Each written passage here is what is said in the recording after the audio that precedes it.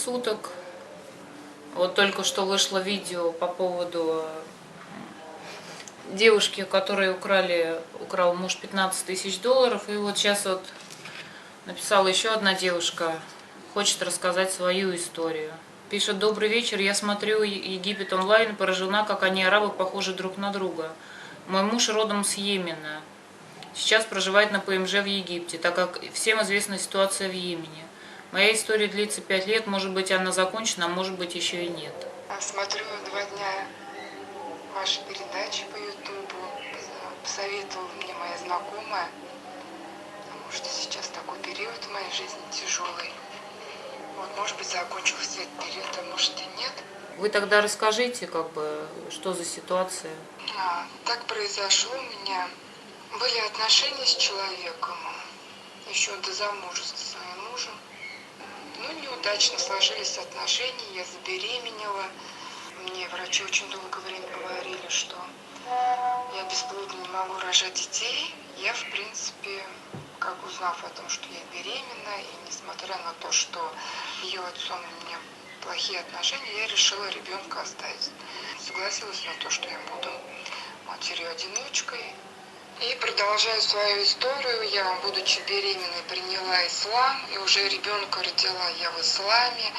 И делали мы, давали ей имя по исламу и так далее. Естественно, как любая женщина, я просила, молилась, чтобы мне Аллах послал благонравного, богобоязненного мужа, который примет мою дочь, который будет меня любить, который будет обо мне заботиться. И вот, когда исполнилось буквально 2 года, появляется в моей жизни шейх Мухаммад, который приехал к нам в Россию для того, чтобы найти себе жену.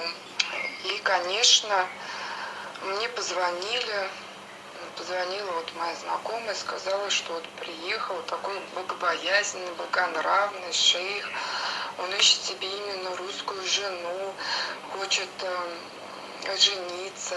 Я как-то с этим довольно-таки неуверенно к этому подошла, но тем не менее мы собрались с отцом, с мамой, мы согласились на встречу и поехали на эту встречу с ним посмотреть на него и в дальнейшем познакомиться. Познакомились, выяснилось, что он из Йемена, выяснилось о том, что у него на тот момент было 3 жены, что у каждой было по 4 ребенка.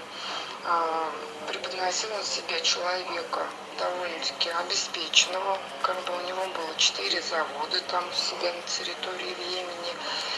Обещал все самое лучшее, что мы ни в чем нуждаться не будем, у моего ребенка будет все самое лучшее и так далее. Меня это не смутило. Вы же правильно рассказывали, я вашу передачу смотрела, выйти замуж за шейха. Я на самом деле думала, что ничто в этом такого нет. Думала, что все должно быть по чести, по совести, как это полагается.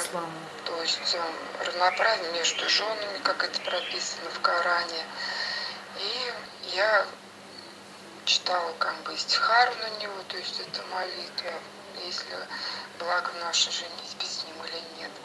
И в дальнейшем произошло, что мы с ним поженились. Да, он приехал с Йемена, и первый у меня получился стресс прямо на самом никахе.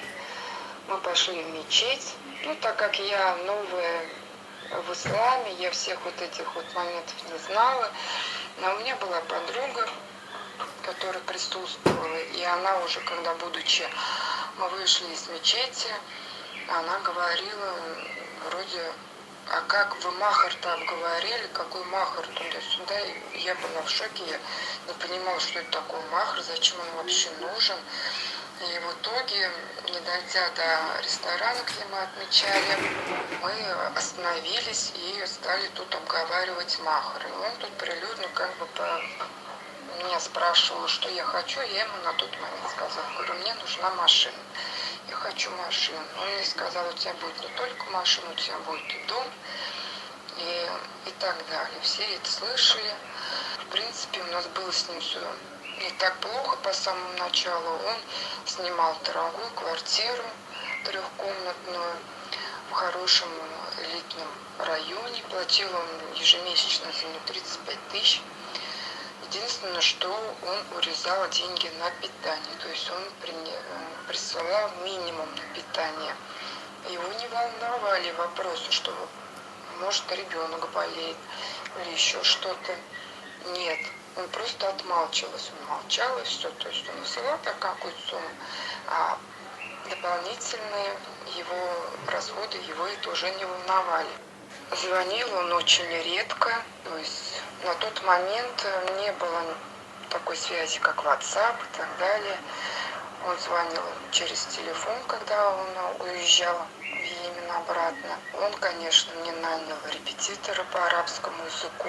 Но опять же таки, слушая ваши передачу «Замуж за шейха», да, вы тоже там говорили, не тешьте себя надеждой, что он будет вами заниматься.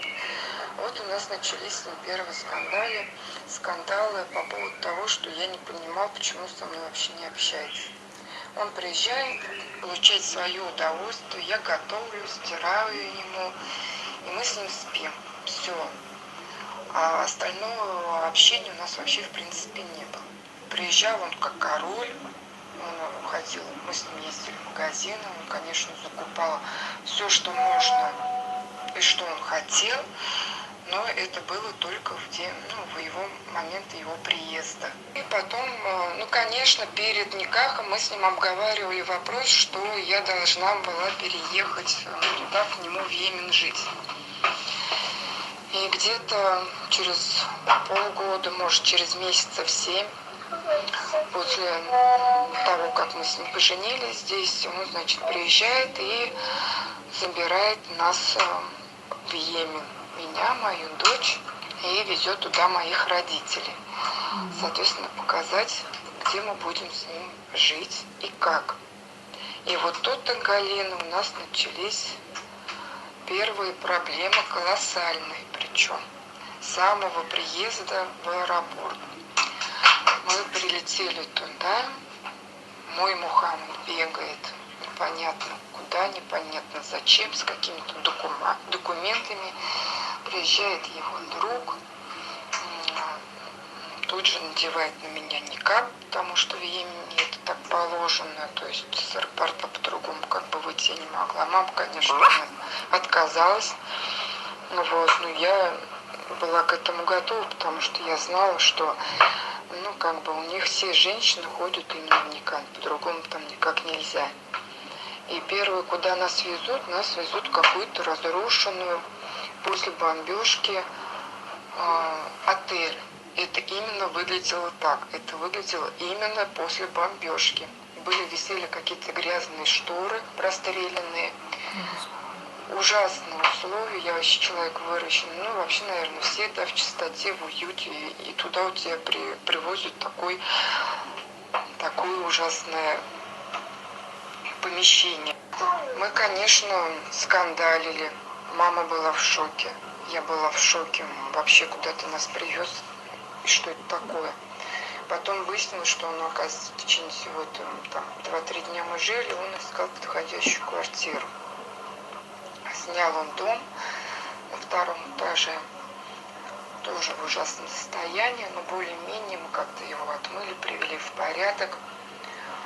И он где-то, наверное, на 4-й, на 5-й день после приезда в Йемен стал меня знакомить со своей семьей. Первая это была его первая жена Фатима, его дети, вторая жена, третья жена у него сама живет в Египте.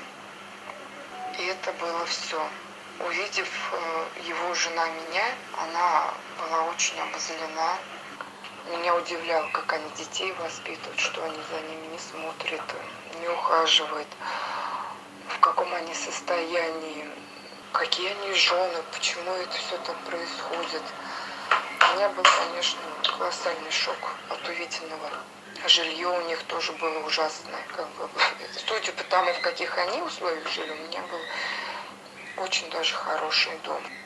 У меня мама себя там стала плохо чувствовать, то есть перепады давления, другая сторона. И мы приехали, нас повезли в итоге там в больницу. В этой больнице оказалась русский доктор. Вот. И стали мы с ней разговаривать. Оказывается, выяснилось, что они заключают брачные договора. Никакого брачного договора у меня с ним не было. В итоге оказалось, что у его всех жен есть брачные договора, а у меня нет. Она как бы подняла, этот доктор подняла панику, говорит, как вы можете своего ребенка здесь оставлять, свою дочь, свою внучку, не имея с ним никаких договоров. И она нам стала содействовать, то есть на себя возложила там обязанности, она с ним разговаривала, ругалась, так как мы толком не знали арабского языка, не понимали, как вообще с ним разговаривать и что от него вообще можно получить. Она даже написала брачный договор, где был обговоренный махр, был обговоренный талак.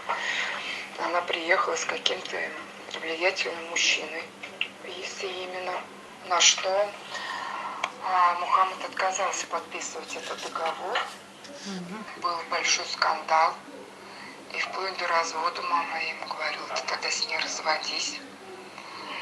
Он клялся и божился, что он меня любит, что он мне тут, я ни в чем нуждаться не буду, что будет только все хорошее. А мы ему поверили, и в принципе у меня тогда к нему были чувства. И я проводила своих родителей и осталась там в Йемене. Да, он тоже не разрешал мне куда-то выходить. Первые дни у нас было все по исламу. То есть он приходил ко мне на третий день ночи. То есть первую ночь с одной женой был, вторую ночь с другой, третью со мной, так как третья была в Египте. Где-то это продолжалось на протяжении 2-3 недель. Потом он перестал это делать. То есть он прибегал набегами. То есть получал свое, то, что он хотел, и убегал. Меня он сплавил, как вы опять же таки говорили в этой передаче «Замуж за шейха», что он вас кому-то передаст. Он передал меня своему другу Сулейману, он был в Сирии, тоже жил в Йемене, так как в Сирии была война. И вот он бегал, покупал продукты, увозил меня на пикники со своей женой, но никак это не делал сам Мухаммад. Меня это очень сильно обижало, расстраивало. Я плакала, я не знала, что делать. Его дети вели просто полный неадекват. Они прибегали, они мне настукивали. Я подходила к двери, спрашивала, кто. Никто не отвечал. Потом я смотрела в окно, я видела, что убегают его дети. Либо они прибегали и начинали просто как голодные сорванцы опустошать мой вообще просто дом. Дело дошло до того, что я стала просто прятать все продукты. Все, потому что они мне все съедали, и я оставалась ни с чем. Я об этом говорила Мухаммаду, на что он просто смеялся. Он говорит, вырастет, она тоже будет бегать вот так. Она тоже будет так бегать и всем настукивать. На что я ему говорила, я тогда своему ребенку просто возьму палку и ее отшлепаю по этим рукам. У нас, говорю, это не положено. Да. Я очень скандалила, его жены приходили ко мне домой, начинали у меня убираться, брать мое постельное белье, нижнее белье, стирать, хозяйничать.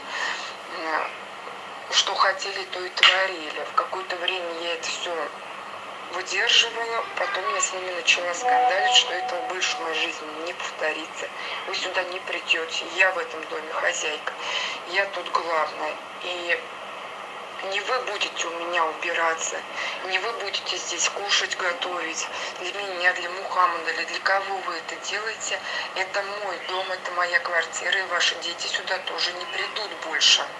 Дальше произошла такая ситуация, что я забеременела. Для меня был шок, когда я не увидела в лице Мухаммада радости, что он счастлив, что он рад, как наши российские женщины. Единственное, ему врач сказал, у нее очень тяжелое положение, ей надо воздержаться от интимной связи. У нас очередная волна пошла скандалов, потому что он не слушал рекомендации врачей, он на меня напрыгивал. У меня после этих всех делов болел очень сильно живот. Я начинала кровить. Он после этого поворачивался, уезжал. Я звонила Сулейману. Сулейман приезжал, он тут же меня вез в больницу. Мы делали всякие там уколы кровоостанавливающие, всякие таблетки давали. Была еще одна знакомая, я познакомилась, она из Китая. Она тоже меня очень сильно поддерживала. В различных ситуациях она меня возила в больницу. Ее муж покупал мне лечение, лекарства. И я столько этих лекарств выпила, что я уже боялась, думала, кого я вообще рожу. Я не понимала вообще, какие я лекарства пью. Может, это родится урод какой-то или еще что-то. Я ему отказывала в половой близости, но он этого не слушал, он все равно как-то меня брал. И было понятно, что ему этот ребенок не нужен, и он хотел его избавиться. Я как-нибудь тоже расскажу свою историю по поводу этого. Его старшие сыновья, они стучали ко мне в квартиру, в дом, молчали. Я открывала дверь, они выпрыгивали из каких-то углов, то есть у них тоже была цель, чтобы у меня был выкидыш. Потом я увидела, что у меня пропали паспорта моей дочери и мои. А он собирал документы для того, чтобы официально жениться на мне там, в Йемене. И опять же таки помогла вот эта русский врач, она сказала, ни в коем разе не женись. Если ты на нем сейчас женишься здесь, ты никогда отсюда не выйдешь. Он мне говорит, у меня собраны документы, мы должны с тобой расписаться. Я ему сразу сказала, нет. Тоже очередная волна скандалов. А я говорила ему, говорю, если ты хочешь со мной расписаться, давай поедем в Россию и распишемся, не проблема. Но здесь я с тобой расписываться не буду. Нам достаточно с тобой одного никаха. И в итоге моя жизнь была обречена на одиночество. Вот, устроила мне, конечно, мадресе для изучения Корана, арабского языка. А так как беременность протекала очень тяжело, я то посещала это мадресе, то не посещала. В основном я была с его другом Сулейманом, а он и так продолжал свои вот эти вот похождения. Конечно, я там поднимала вопрос, что я хочу с ним развестись, чтобы он отправил меня в Россию. Доводил меня до истерики и уходил, говорил, нет проблем, я тебе завтра же покупаю билеты, пропадал на несколько дней. Из-за этой ситуации, что у меня не было паспортов, что я была без родителей, без своего круга общения, постоянным натиском его жен, его детей и его самого, он, в принципе, человек неплохой, хорошо содержал, у меня были продукты, те, которые я хотела.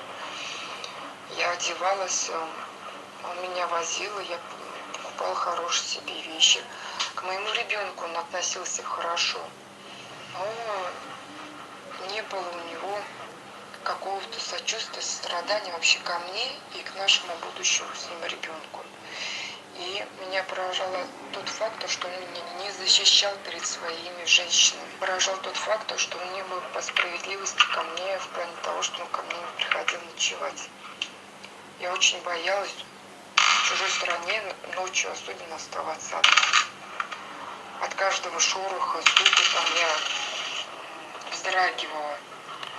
И был у меня уже такой момент, что я была готова до самоубийства, просто уже до отчаяния. Не знала, что делать, не знала, как привлечь его к себе внимание.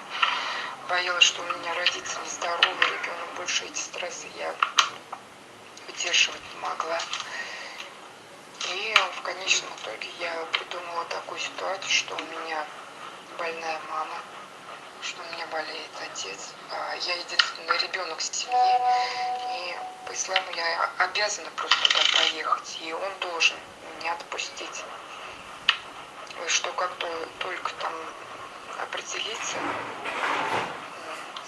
со здоровьем моей мамы, со здоровьем моих отцов, я обязательно вернусь. И я приехала в Россию, из самолета я уже на следующий день я летела ко всем врачам, проверять состояние ребенка, сдавать полностью анализы. Альхамдулилля, ребенок развивался хорошо, все было замечательно. Мы решили с семьей, что мы будем поддерживать с ним отношения, но просто как бы я туда больше не поеду, и что приложить ему как бы вот такой брак на расстоянии, то есть он приезжает сюда, или мы там встречаемся где-то с ним в Турции или в Египте, но в Йемен я больше не возвращаюсь. И правильно. И он какое-то время даже был на это согласен, но он не приезжал сюда, в Россию. Я занята была тем, что вынашивала ребенка, лечила, поправляла свое здоровье. И, конечно, радовалась, что я здесь, мы с ним поддерживали отношения. Было, что он там, я тебя люблю, я по тебе скучаю, я там скоро приеду. Финансово он тоже как бы ежемесячно присылал. Ну, потом родилась. И он в течение месяца мне стал предъявлять ультиматумы. Либо я возвращаюсь в Йемен, либо я выбираю житье в Турции, либо в Египте. На что я на все, конечно, я отказалась. Вот он сказал, говорит, ну если ты отказываешься, то значит в твоей жизни пропаду. Раз и навсегда. Я говорю, ну, значит, оно так должно быть. В Йемене жить я не могу, а чужую страну, где я не знаю языка, менталитета, я тоже не смогу поехать. Дальше события развивались таким образом, что он просто пропал. Мы не могли до него не дозвониться. Ничего, он просто игнорил. Потом через какое-то время он объявился, я ему посылала фотографии его дочери. Уже мне от него ни финансово, ни денег, ничего не надо было. Но вроде как бы есть отец у ребенка, хоть у одной, но он есть. Ну и мы тут тоже семейно подумали, пусть он как бы для галочки будет. Потом выяснилось, что он, оказывается, женился на другой женщине из Йемена, живущей на какой-то окраине. И оказывается, что он со мной развелся.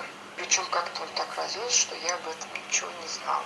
И дальнейшая ситуация такая была, что он заблокировал все свои телефоны и исчез. Через какое-то время он появился, говорит, как твои дела, как дочка. Я говорю, как ты посмела так вообще поступить?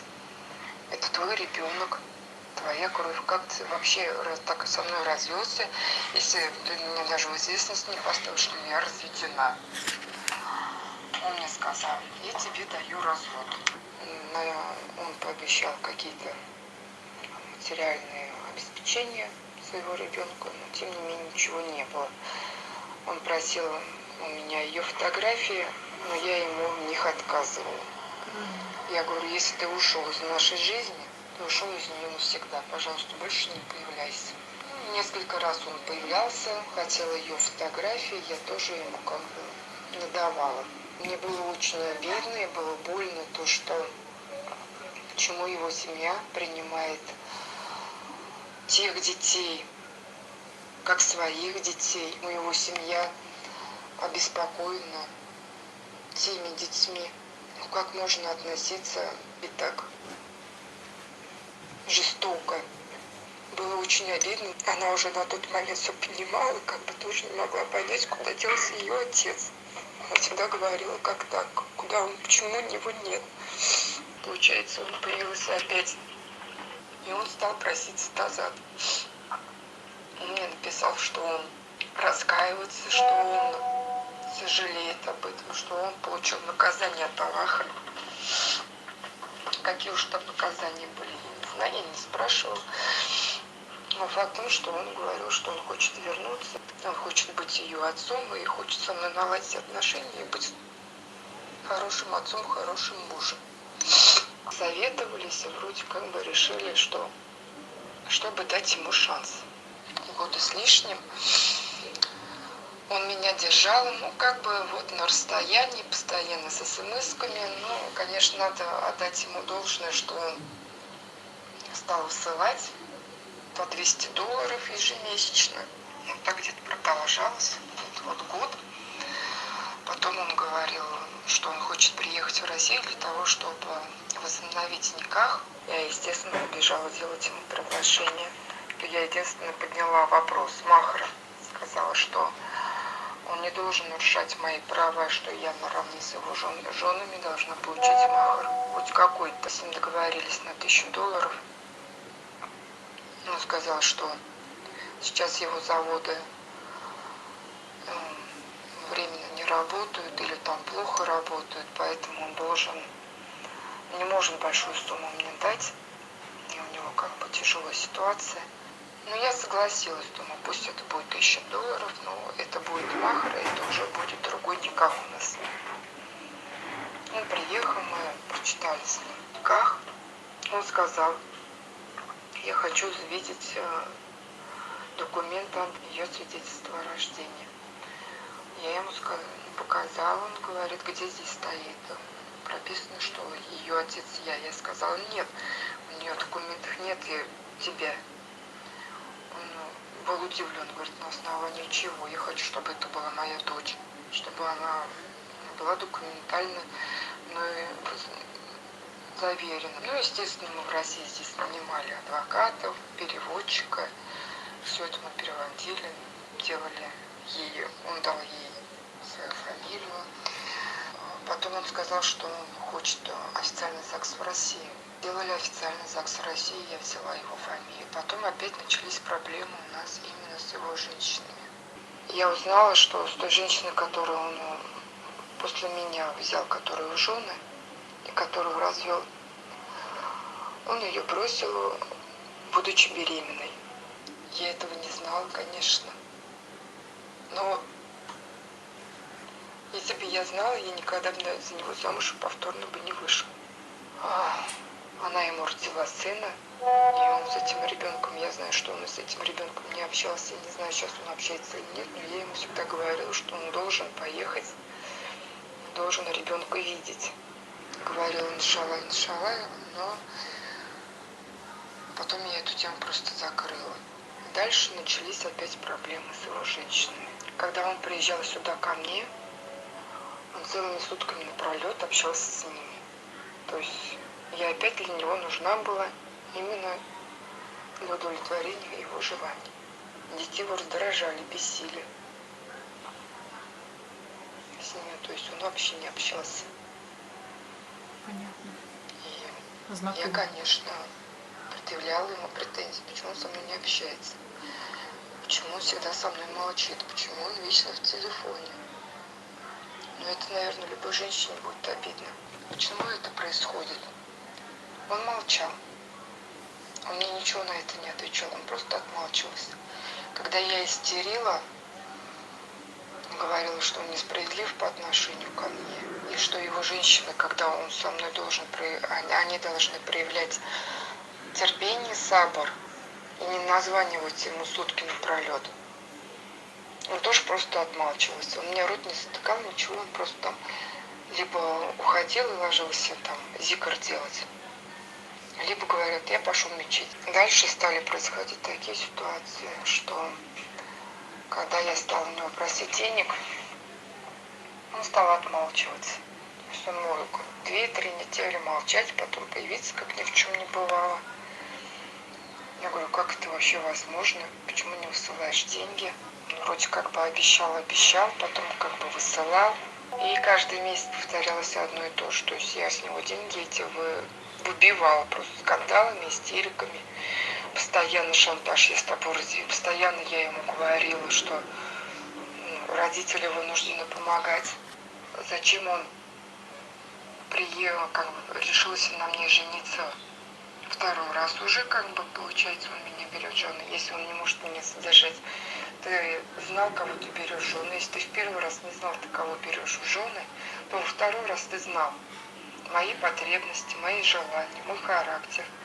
Все ты это знал. Зачем ты меня опять взял в жены и не можешь меня содержать.